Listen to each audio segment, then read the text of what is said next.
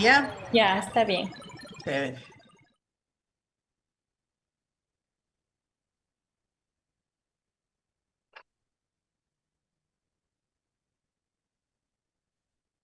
Buenos días, amigos, amigas. Gusto saludarles este nuevo viernes en una nueva entrega de el programa Derechos Urbanos, hoy con el tema de la coyuntura. Queremos llegar a ustedes conversando sobre lo que son los últimos temas y preocupaciones de la coyuntura nacional. Acabamos también de conmemorar el Día de la Tierra, el día miércoles 22 de abril, una fecha especial para quienes creemos que es importante sensibilizar la conciencia frente a nuestra relación como seres humanos con la naturaleza. El 22 de abril, Día Internacional de la Tierra. Para un teólogo ecologista como Leonardo Bob decía que no solamente los pobres están gritando en nuestra realidad, grita también la misma tierra convertida en una gran pobre, despojada de sus bienes y de los servicios naturales que nos brinda y que hemos explotado sin ninguna precaución de su cuidado, de su sostenibilidad.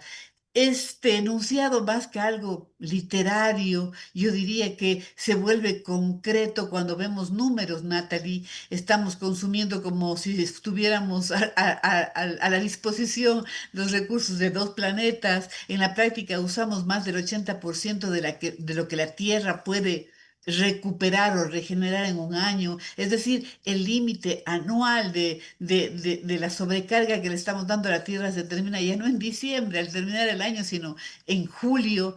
Lo que viene después ya no es producción, lo que viene después de esta sobrecarga es sobre todo extracción, las reservas que no se reponen al mismo ritmo de lo que estamos gastando. Existe pues una gran deuda ecológica acumulada por más de décadas por este sobregiro. Estamos aquí hoy con la economista Natalie Torres. Ella está cursando, entiendo que ella mismo terminando, y tendremos una nueva PhD, ¿sí? En medio de, yo digo, de los activistas conscientes, académicos, comprometidos con lo que significan justamente estos temas, la ecología, el ambiente, la posibilidad de seguir dando información para entender qué nos pasa y cómo avanzar. Natalie es doctoranda en la Flaxo, justamente en temas de ecología y de recursos naturales. Bienvenida, Natalie. Pero cabe indicar, sí, que la invitación para este diálogo ha sido fundamentalmente para hablar de alguien que lleva en concreto aquello que tiene que ver con el tema ambiental en el Ecuador y que coincidencialmente acaba de ser destinada a Londres como embajadora. Estamos hablando de la ahora exministra Inés Manzano, ¿sí? De quien durante el periodo de gobierno de Daniel Noboa ha estado frente al Ministerio de Ambiente, hoy, paradójicamente, de Minas y Ambiente. Y quisiéramos preguntarle, Natalie, hacer un balance, una evaluación, una primera impresión de cuáles los resultados que deja esta ministra, ¿no es cierto?, que ha estado al frente de tan importante ministerio en nuestro país. Bienvenida y adelante, Natalie. Buenos días, Anita. Muchas gracias por la invitación. Igualmente un saludo fraterno a todas las personas que nos escuchan por este medio. Creo que cada fecha que conmemoramos un elemento de la naturaleza siempre nos lleva a pensar qué es lo que estamos haciendo con nuestra casa común. Tenemos ahora, eh, ayer festejábamos el Día de la Tierra, pero también tenemos otros días importantes como el Día del Agua, que siempre en nuestro espacio en nuestra ciudad va a ser un elemento muy importante. Como bien dijo Anita, los diferentes sectores debemos estar preocupados por este tema. Siempre está llegando nuevamente a nuestros, incluso impactándonos los cambios que se están dando en el clima y creo que desde varios espacios y principalmente la de la academia, es importante que sigamos haciendo una ciencia crítica frente a lo que la humanidad y sobre todo el sistema económico global está haciendo con un elemento importante, como digo, nuestra casa común. Situándonos ya aquí en el país, también es importante ir viendo cómo se están diseñando o cómo se está dando la política ambiental, que es un elemento bastante importante. Así que muchas gracias por la invitación. Entrando un poco más a la convocatoria de este debate, de este conversatorio, creo que evaluar la gestión del Ministerio del Ambiente y en particular de la ministra saliente Inés Manzano no tiene que verse como algo aislado, sino creo que hay que irlo analizando dentro de un contexto mucho más amplio que involucra una crisis institucional del Estado y que está totalmente ligada al retorno de un modelo económico que ya lo vivimos en la década de los 80 y la década de los 90, con unos resultados bastante negativos en el ámbito social, en el ámbito económico, pero ahora también lo vemos en el ámbito ambiental. Estamos bajo un paradigma, ¿no? Que es el paradigma neoliberal que ya se dio, como digo, en décadas pasadas y que está afectando básicamente en el ámbito de la gestión ambiental. Recordemos que en julio del año 2025, el presidente Daniel Noboa ordenó la reducción de ministerios, pasando de 20 a 14 y las secretarías pasando de 9 a 3. Es parte fundamental dentro del modelo neoliberal esta idea de la optimización del gasto público y de los recortes presupuestarios. Según el gobierno, esta restauración lo que busca es simplificar la estructura burocrática, eliminar duplicidad de funciones y priorizar una gestión más ágil y orientada a los resultados. Entonces, en este sentido, hay que ir viendo cuáles han sido estos resultados de esta política. Y en el ámbito netamente del sector del ambiente, vemos que ha sido muy grave debido a que se ha planificado o se ha ordenado la fusión de carteras de Estado. Aquí pasamos, por ejemplo, del Ministerio de Ambiente, Agua y Transición Ecológica hacia el Ministerio de Ambiente y Energía.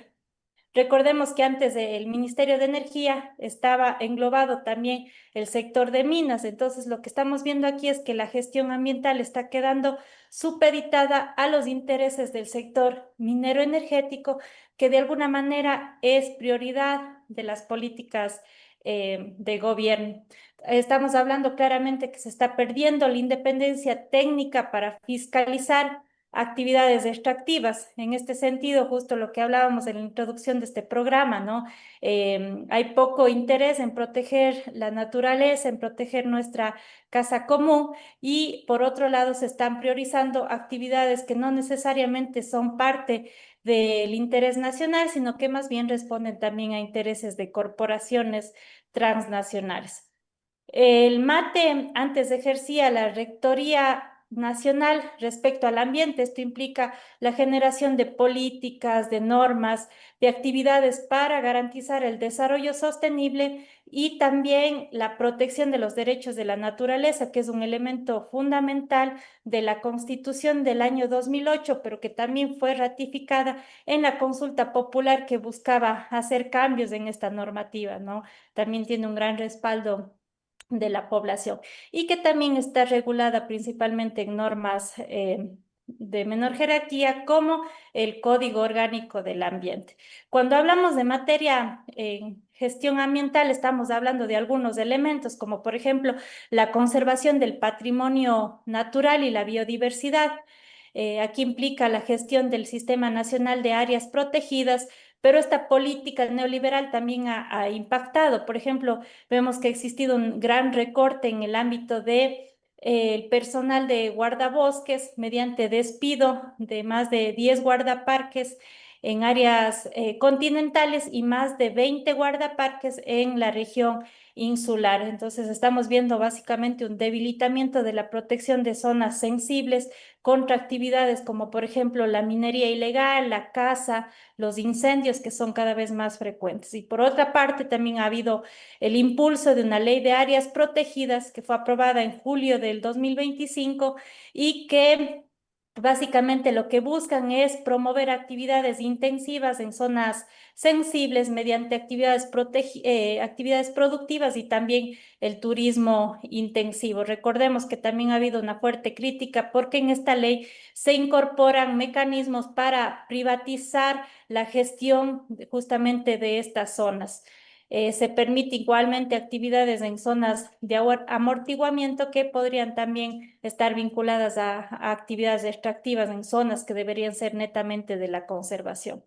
Si vamos a otro punto, por ejemplo, en el ámbito de la gestión de los recursos hídricos, también vemos una reducción del papel de la Autoridad Nacional del Agua, que antes estaba bajo la CENAGUA, lo que se conocía no como la Secretaría Nacional del Agua. Entonces, esta medida de optimización de los recursos públicos implicó que también se vayan concentrando las rectorías o el control de los recursos hídricos en una sola entidad que promueve a su vez actividades extractivas intensivas como la minería y el petróleo. Entonces, lo que estamos viendo aquí es un claro conflicto de interés dentro de esta institución que ahora es el Ministerio del Ambiente y de Energía. Se Y creó un viceministerio del agua, pero que no necesariamente ahora es encargado de proteger el agua, sino también a la par promover el uso intensivo de este recurso para actividades como minería, como petróleo y también en medio de un contexto de una crisis energética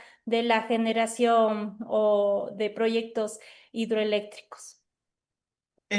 Nati ha hecho un recorrido importante y citando justamente elementos de la gestión relevantes que han dado, digamos, lugar a que la situación del país esté como está, ¿sí? Y usted se refiere a hablar del modelo neoliberal que efectivamente desde los años 80 se intenta implementar, yo diría, en América Latina y en el mundo entero. Hay como una nueva arremetida de este modelo a través de la captura del Estado de diferentes corporaciones transnacionales que han puesto los ojos en aquellos países como el nuestro, ricos en recursos naturales y del subsuelo. Alguien lo llamó a esto la maldición de la abundancia, me parece que es a costa, ¿no? Que dice que esa riqueza que está en nuestros subsuelos realmente ha llamado la atención de las grandes corporaciones, las cuales, como decía hace un momento, han vuelto a arremeter contra lo que significan estos países a los cuales incluso les ha llamado, sí, países o zonas en sacrificio. Yo a este modelo actualmente creo que hay que llamarle modelo del saqueo. Es clarísimo. Y todo lo que está haciendo el régimen actual es como facilitando, ¿no?, la estructura del Estado, la forma de relacionarse con las corporaciones internacionales, su alineamiento geopolítico comercial internacional. Está respondiendo a esas expectativas de esta arremetida y yo creo que la gestión de la ministra pues ha sido evidentemente alineada con esta forma de entender. Esta, digamos, esta situación está atravesada por el gran dilema que tenemos los ecuatorianos y las ecuatorianas, que es el modelo de desarrollo. Si frente al modelo de desarrollo, sí, se busca, se piensa, se propone, se lucha, se resiste para tener un modelo de desarrollo más sostenible, más humano, más respetuoso, más de cuidado y que nos permita efectivamente no comernos, ¿sí?, la vida del planeta en inversiones que tienen que ver únicamente con una ética utilitarista, sino que efectivamente se piense en ese ser humano, en la vida de sus habitantes, ya sean humanos, animales, vegetales, ¿sí?, en este país, en este mundo, para poder resistir a esta arremetida de codicia, de ambición, de saqueo, de este modelo de desarrollo que ha empezado a implementarse con la colaboración de la ministra Inés Manzano y del régimen actual, con esta depredación de nuestro territorio con las actividades extractivistas, generando, por supuesto, muchísimos cuestionamientos, conflictos y dificultades para las comunidades locales. Efectivamente, Anita, hay un contexto internacional al que estamos también inmersos, ¿no? El capitalismo ha transitado de buscar nuevas formas de acumulación del capital y una de estas formas es a través de incorporar ciertas materias primas también al modelo económico y una de ellas es justamente la actividad minera. Recordemos que desde el año 2008, 2012 inició un gran boom de los precios de los minerales que ha motivado a los países a impulsar esta actividad como una fuente de obtener ingresos que no necesariamente llegan en su totalidad hacia los países, sino principalmente a corporaciones transnacionales.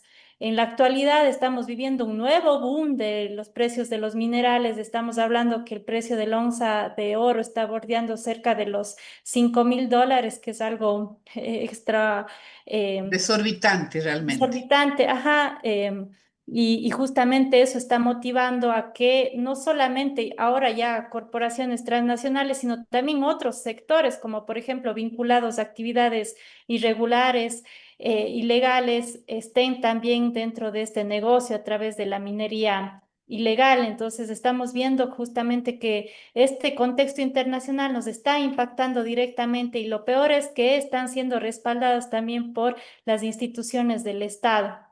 Se habla mucho del cambio climático, de la pérdida de bosques, la contaminación de suelos, de ríos, pero poco se habla también de lo que se está haciendo para mitigar esto.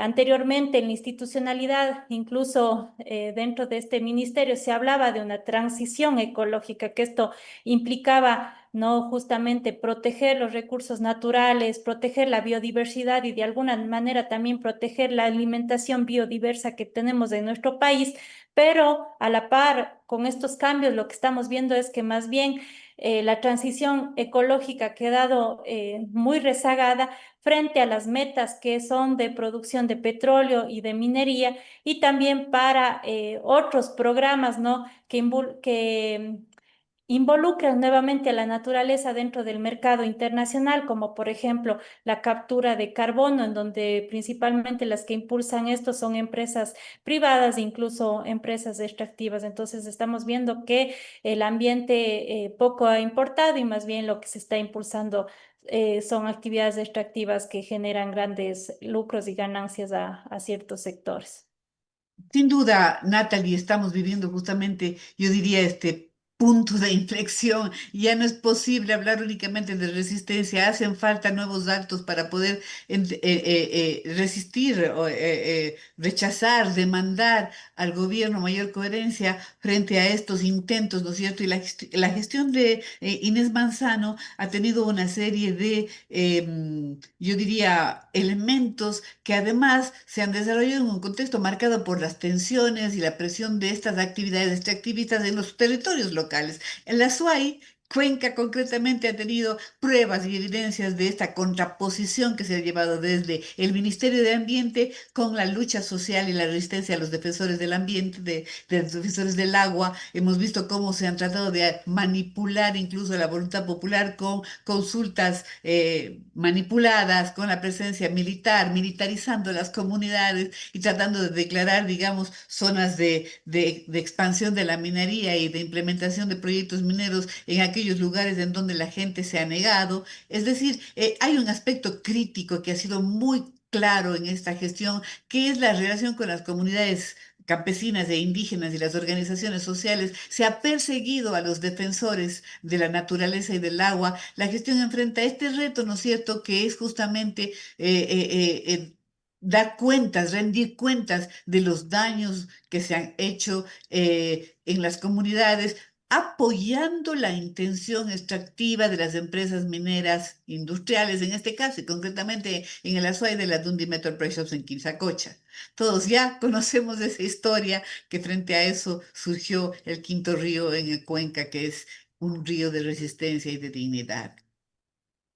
Creo que dentro de la evaluación de la gestión ambiental tiene que ver mucho también el papel de quienes están dirigiendo esta institución y creo que el ámbito del ambiente ha sido tan desvalorizado. Recordemos al inicio del gobierno de Daniel Noboa, quien estaba presidiendo esta cartera de Estado era Sade Fritz, a ver, la actual asambleísta Es difícil decir los apellidos Sade porque todos Fritz. son medio anglosajones, como el mismo Sí. presidente que nació en Miami, los apellidos de sus amigos y de sus colaboradores jóvenes, muchos de ellos improvisados, ¿no es cierto? Tienen apellidos difíciles como, no sé, Reinberg o esta chica que usted está nombrando, yo tampoco me acuerdo. Sí, efectivamente tuve que recurrir a las notas A de Pritchie, que es actual Richie, asambleísta, pero recordemos, ¿no?, que la gestión fue bastante débil, incluso se confundían muchas cosas que son lógicas. Por ejemplo, decía que la Amazonía es un país, entonces creo que no había mucha sí, preparación alrededor de lo que implica la gestión de un ministerio que es tan importante como otros, ¿no? Como el ámbito de la economía, como el ámbito no sé, de,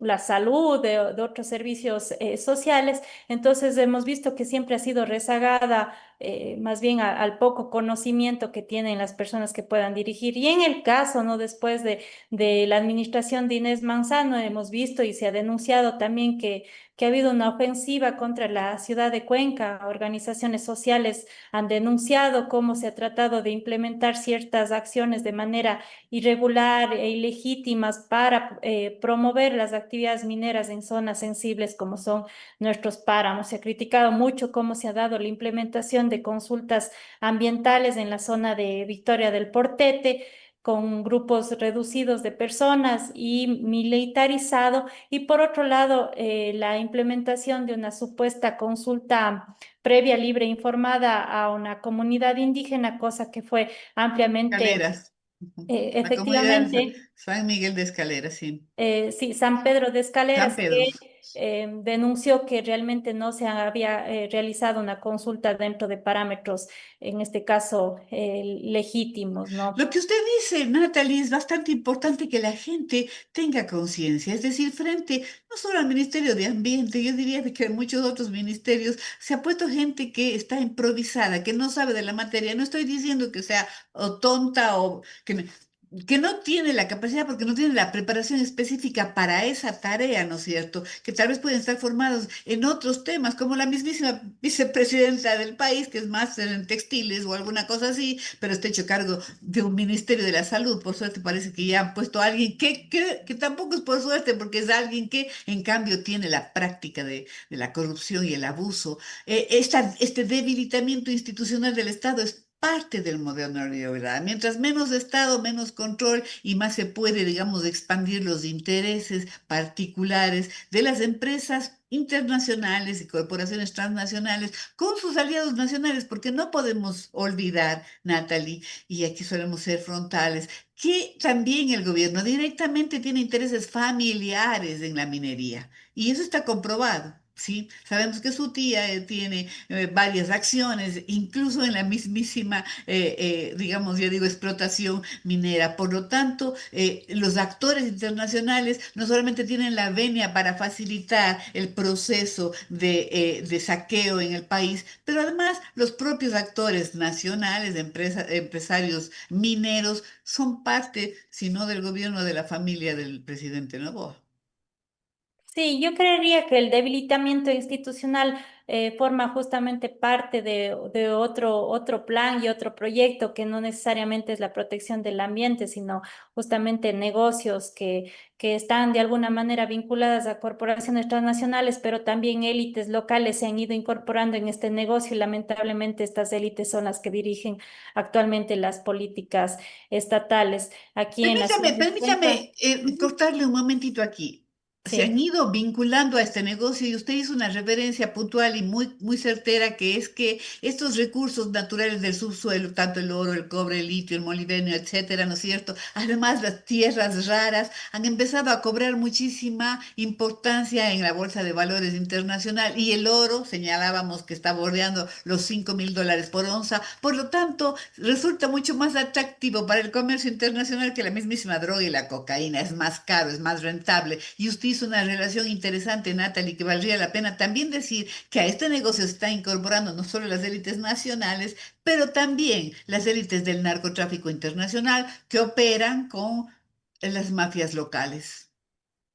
Sí, hay también un discurso internacional justamente tomando el tema del ambiente y del cambio climático para promover estas actividades, ¿no? Se está hablando mucho de la transición energética a nivel global y esto implica dejar de utilizar el carbono como fuente de energía, pero buscar otras fuentes que vienen de la propia minería. Esto implica que se siguen impulsando proyectos a través de la extracción de minerales, como usted dijo, que ahora se conocen como minerales críticos, ¿no? El litio, el cadmio, y que son justamente insumos que sirven para generar energía, pero hay otros también que sirven para impulsar estos proyectos de energías renovables como las eólicas, las fuentes de energía térmica. Entonces hay todo un discurso internacional que está apuntando hacia el sector ambiente, pero también a su vez apunta a la profundización de un modelo extractivo.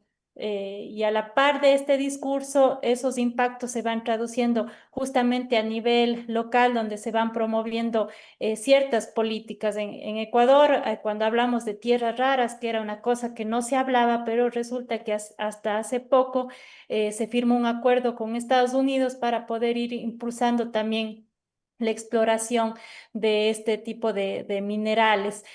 Hay ya varios proyectos de oro, de cobre que han avanzado, algunos en explotación, otros en exploración, pero también se ha abierto el catastro minero para seguir Exacto. incorporando amplios territorios, sin importar su biodiversidad, sin importar que son casa, son el hogar de ciertas poblaciones campesinas e indígenas, o en áreas súper sensibles como son nuestros páramos, las nacientes de los ríos o incluso los bosques tropicales. Entonces ya tenemos como un contexto internacional que está impactando directamente en nuestros territorios y, como decíamos, no está ligado también a negocios de ciertos actores, y que de alguna manera las instituciones del Estado lo que están haciendo es facilitando estas actividades con una serie de acciones, tanto dentro de la política, pero también a nivel del discurso. Cuando hablábamos, ¿no? Justamente sobre el papel de la ministra o exministra Manzano en el ámbito de la minería acá en Cuenca, recordemos que vino acá a la ciudad y dijo una serie de cosas que eran dudosas o mentirosas respecto a las actividades mineras en las zonas de Quimsacocha. Se hablaba mucho de proteger las fuentes hídricas, pero en realidad fue la presión de la ciudadanía que hizo que de alguna manera se limite, porque si no, este proyecto ya estuviera entrando en la Pero fase no solo el de... proyecto, Natalie. Recuerde usted que llegó la ministra Manzano hace aproximadamente año y medio a decir que los informes realizados en torno a a la evaluación ambiental que se debía presentar, realizados por la etapa, que es una de las instituciones más respetables y respetadas de la ciudad, sí, eran falsos, eran mentirosos. Eso fue una afrenta contra los cuencanos. Y no contento con eso, ¿no es cierto? Siguieron atacando la institucionalidad de Cuenca, y hasta el día de hoy se pone en duda, queriendo decir que el agua tiene coliformes, en fin, no saben por dónde avanzar. Sin embargo, de lo cual, ¿no es cierto? El hecho es que ha habido consultas populares, ha habido expresiones de la voluntad ciudadana, como en Girón en 2019 y en Cuenca en 2021, donde se ha dicho claramente que no. Y esa voluntad no puede ser por ningún procedimiento violentada. Pero el gobierno insiste. Tal vez este rato haya suspendido la licencia ambiental después de la inmensa marcha del 16 de septiembre, pero está suspendida la licencia ambiental, no suspendida ni anulada la concesión minera. Y por eso es importante, ¿no es cierto?, darnos cuenta de todas estas, digamos, estrategias que utiliza el régimen al seguir intentando con el catastro minero, con la ley urgente para que está siendo inconstitucional, que se han presentado una serie de demandas de inconstitucionalidad para demostrarle por todos los medios al régimen y a sus ministros, ¿no es cierto?, de que no puede seguir adelante en Cuenca y el Azuay con las intenciones extractivistas. No solamente se trata de una marcada incapacidad, se trata de una política ambiental que atenta y que prioriza la extracción de nuestros recursos, debilitando justamente, ¿no es cierto?, la protección de la naturaleza y los derechos colectivos. Entonces, hay nuevamente, ya digo, esta actitud y esta gestión incapaz, deshonesta, pero además, y hay que decirlo, que no ha dado respuesta a las denuncias de corrupción, por ejemplo, en el manejo de la energía, con Progem y en una serie de otros temas que realmente nosotros como ecuatorianos y ecuatorianas, como ciudadanos de este país, ¿no es cierto?, deberíamos pedir cuentas, deberíamos pedir información. No se comprende de otra manera cómo se le cambia a esta funcionaria a otro país como un premio, ¿no es cierto? Como lo sucedió con el ministro Luque, que ahora es ministro de Transporte e Infraestructura, creo, después de que está involucrado directamente con las denuncias de Progen. Si no se profundiza, digamos, en esto, la desconfianza, el escepticismo, la frustración social sigue creciendo.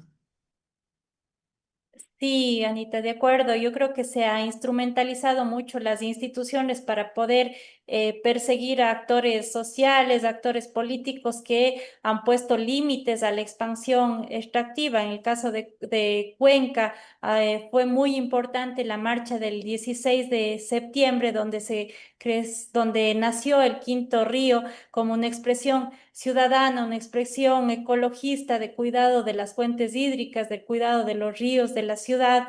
Y frente a esto, ¿no? La respuesta que hemos tenido del gobierno nacional, en lugar de ser una corrección de la política, más bien lo que hemos visto ha sido serios enfrentamientos políticos. Por ejemplo, la exministra Manzano ha venido a la ciudad de Cuenca y ha Sí. generado fuertes tensiones con el alcalde de la ciudad, incluso desestabilizando otras instituciones alrededor del manejo de la basura. Así creo que ahorita un problema muy grande de cómo se va a manejar o cómo se va a gestionar la recolección de la basura después de que se quitó, ¿no? El mecanismo de cobro a través de las planillas de luz. eh, Efectivamente está golpeando también a la ciudad. Entiendo que existen problemas en cuanto a la recolección de los cobros que se están realizando. Por otra parte, también hemos visto fuertes golpes hacia la autonomía de la empresa municipal Etapa, la empresa de agua potable, donde la ministra Manzano acusó de ser un brazo político del alcalde, cuando sabemos que Etapa de alguna manera es una de las instituciones con mayor credibilidad a nivel nacional, y también por su gestión en cuanto a la dotación de agua potable a la ciudad. Se ha cuestionado también a partir de la Agencia de Regulación y Control del Agua sobre la calidad de agua potable de Cuenca, generando desde el gobierno nacional, incluso desde el propio presidente Daniel Noboa, declaraciones que no están bien fundamentadas, ¿no? El presidente llegó acá a la ciudad a decir que el agua que consumimos es un agua altamente contaminada con coliformes, de supuestamente el agua que proviene de una planta que no es de tratamiento de agua Es potable, sino es residual. un tratamiento de aguas residuales, como es la planta de Ucubamba. Entonces, no solamente hay una intención de causar daño a la ciudad, sino también hay un total desconocimiento y lastimosamente no decir que el presidente está mal asesorado para hacer esas declaraciones poco fundamentadas respecto a la calidad del agua. Hay una intención entonces de desestabilizar las instituciones también locales que tienen una autonomía y que han tenido unas calificaciones, digamos, adecuadas, ¿no? Importantes en cuanto a la gestión del agua potable. Entonces son esta serie de acciones que se van desarrollando en función no solamente de desacreditar a las personas que han impulsado la lucha por la defensa del agua. Pensemos también en las organizaciones sociales, hay una criminalización constante, hay mecanismos que se van utilizando como el bloqueo de cuentas, la criminalización constante incluso de las propias mineras que han puesto denuncias contra líderes sociales por una supuesta violación de la propiedad privada en la zona de Quimsacocha. Entonces son esta serie de acciones que se van desarrollando también para golpear a la oposición y a las zonas, o más bien a las organizaciones que están defendiendo el agua. Y bueno, podemos ir hablando también de otros sectores, como cómo ha sido la gestión del ámbito de la energía. Y bueno, pero creo que esos son elementos también importantes que Importantes, podemos Natalie, decir para sin nuestra duda. ciudad. Yo diría que por años, no es reciente. Usted citaba más o menos 2005, 2008, cuando ya se puso de moda esta cotización alta de los recursos naturales, pero yo diría que desde el gobierno del arquitecto Sixto Durán ya se ubicaron, ¿no es cierto?, en este país aquellas zonas que son ricas en minerales en el subsuelo, y entre esas estaba la provincia de la Azuay, sin duda. Y desde allí se empezó a concesionar el territorio ecuatoriano para lo que es fundamentalmente la búsqueda y la, digamos, ubicación de donde estaban. Ya es en el gobierno de Gustavo Noboa, con precisión, cuando se firman concesiones para la exploración.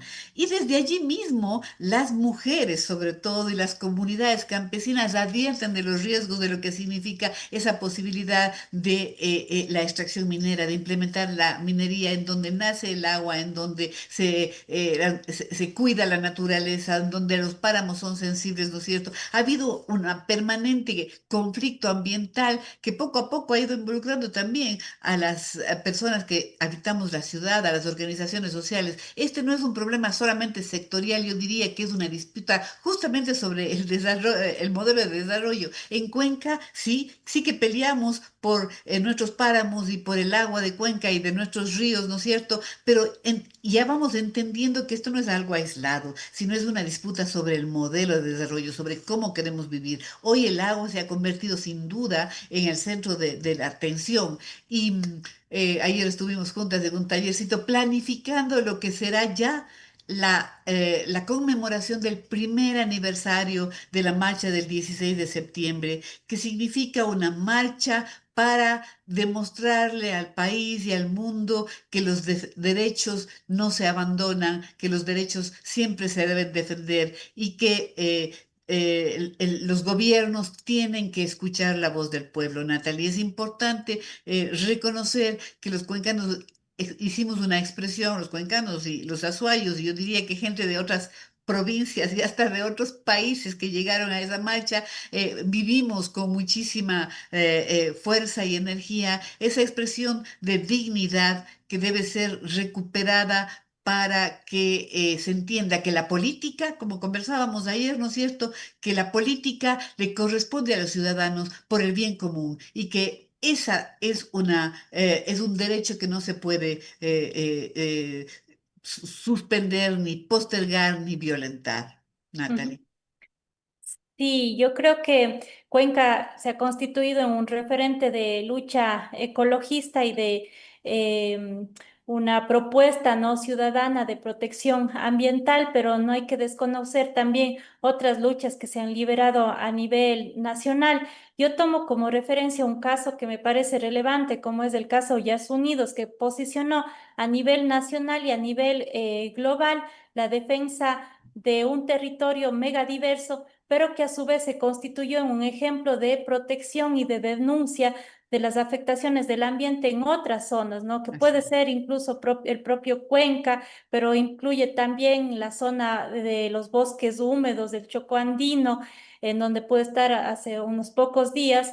en donde también se han desarrollado una serie de actividades, incluso desde el ámbito legal, para declarar la vulneración de derechos de la naturaleza frente a actividades extractivas. Podemos mencionar, ¿no?, otros casos, incluso en la Sierra Centro, donde las comunidades locales están resistiendo fuertemente a actividades mineras como el proyecto Las Naves, Correcto. proyecto Las Pampas en Cotopaxi. Al sur del país también hemos visto el intento de una articulación de una movilización Y social para Rourco, tener y en Nabón, y bueno, en Santa Isabel, y en Girón. Es decir, por donde uno mire, ¿no es cierto? Hay la intención del saqueo, pero también hay la voluntad de la resistencia y de la defensa de los derechos colectivos, Natalie. Y eso, por supuesto, yo creo que es una de los elementos que nos anima no solamente a resistir, sino a levantarnos para defender aquello que nos pertenece por derecho, por dignidad y Sí. por derecho.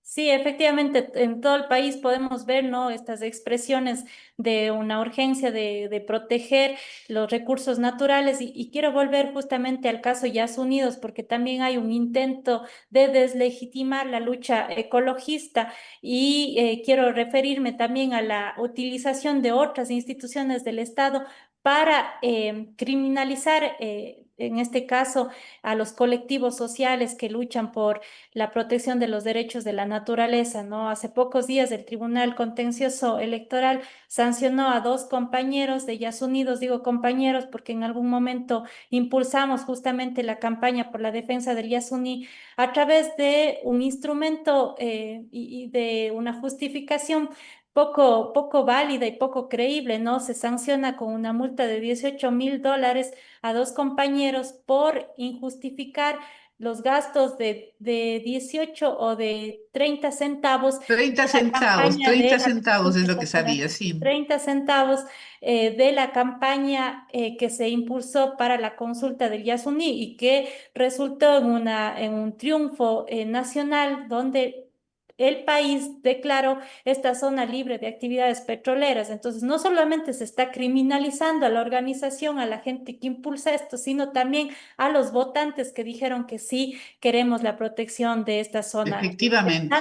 Y pensando también de que existen medidas de reparación frente a las actividades mineras, petroleras, perdón, que se han dado en la zona intangible del Yasuní y que no han sido corregidas después de la consulta popular y que más bien vemos que sigue profundizándose el proceso de criminalización y sobre todo de el intento de que se reduzcan todas estas expresiones ciudadanas, estas Es que expresiones frente a lo que voluntarias por significa la defensa. dignidad del pueblo, ¿no es cierto? El miedo es la mejor estrategia para tratar de callar las voces valientes. Y en este sentido, yo he creído más bien que han surgido muchísimas voces valientes, que han surgido expresiones de unidad, que han surgido expresiones de dignidad para seguir denunciando, resistiendo y activando en defensa del agua. Lo que está en juego no es menor, no se trata únicamente de pequeños proyectos específicos por allí y por allá. Está en juego el futuro del territorio ecuatoriano, está en juego el futuro de las personas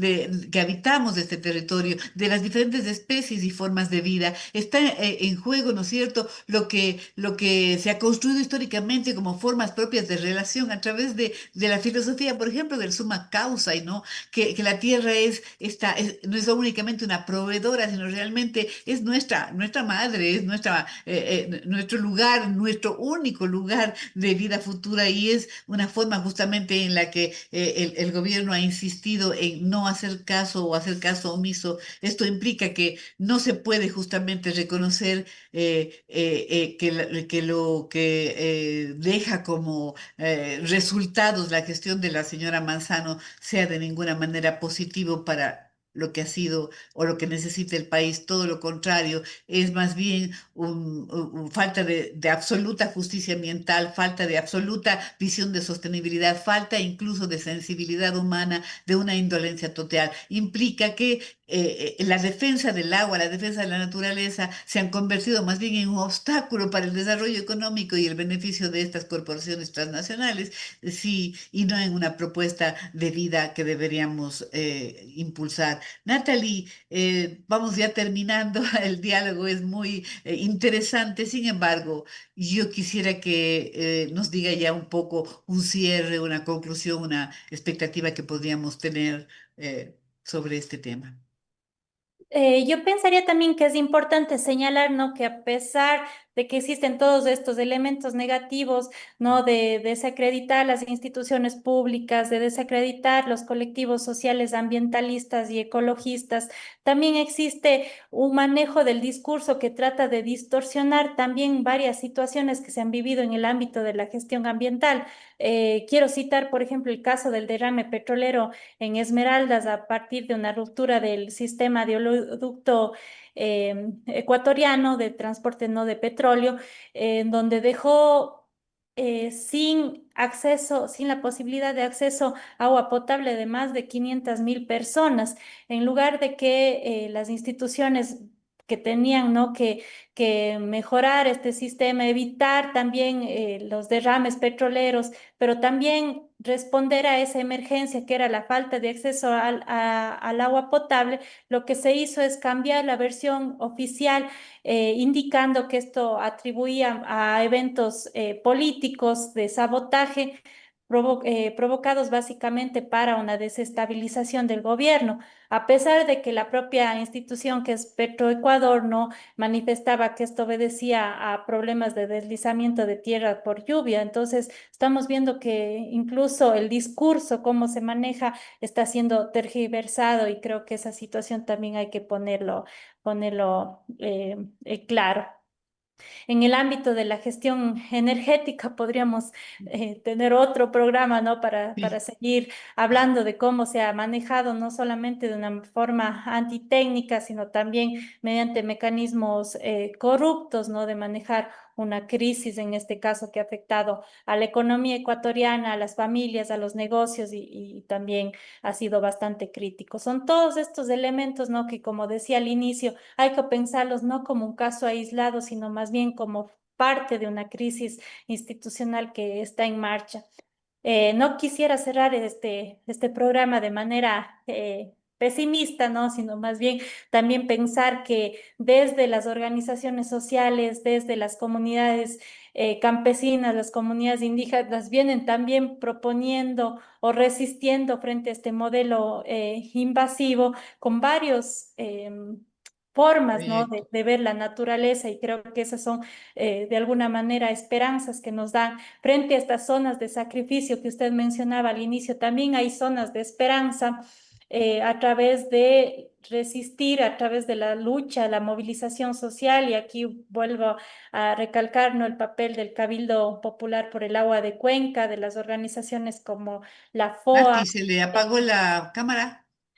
Sí, capaz tengo un poco de problemas en la Ah, cámara. bueno, ya, pero sí, Sí. sí, escuchamos. Ya, entonces les mencionaba, ¿no? Que es importante el papel que vienen desarrollando varias organizaciones sociales eh, por resistir a este modelo. Destaco también el papel del Frente Nacional Antiminero que aglutina varias zonas del país afectadas por la actividad minera. Hay estrategias, ¿no? De proteger nuestros territorios mediante la soberanía alimentaria. Ayer nos presentaban un lindo proyecto de las reservas alimentarias campesinas como un modelo de resistencia frente a estos proyectos invasores, evasores y que responden, como decíamos, a lógicas internacionales. Así que hay esperanza, yo Hay creo que hay que... esperanza de todas Ajá, maneras, Nati. Sí, hay perfecto. esperanza. Muy interesantes sus reflexiones. De hecho, queda muchísimo más por seguir conversando sobre los temas de la gestión ambiental, el tema sin duda de lo energético, pero también el tema de la deforestación, el tema de la invasión y la falta de cuidado en la frontera agrícola y ganadera. Bueno, son amplísimas las temáticas que podríamos abordar y sí, queremos terminar con esperanza y con un llamado, ¿no? Vamos a celebrar dentro de algunos meses el 16S y quisiéramos que siempre la gente esté pendiente de que ese es, digamos, un elemento importante de demostrar que sí se puede unirnos por encima de las diferencias. Cuando Bob se refiere a la gran pobre, a la tierra, ¿no es cierto? La tierra tratada como un depósito disponible termina siendo empobrecida junto con quienes están en ella y están en desventaja sobre todo. El margen de habitar la tierra es finito y creo que lo estamos sobrepasando. Ahí terminar entonces con un llamado a esta sensibilidad, a esta forma, otra forma de relacionarnos con la naturaleza, hacer que el cuidado del planeta sea un nuevo paradigma y a empezar a construir elementos de un nuevo modelo. Natalie, muchísimas gracias por sus reflexiones, por su conversación, por su participación en Voces de Azuayas, que intenta ser esa voz que motiva, que anima, que informa desde la esperanza. Gracias, Natalie, por su participación. Muchas gracias, Anita, y siempre grata de estar participando en estos espacios. Creo que también nos alimenta, ¿no?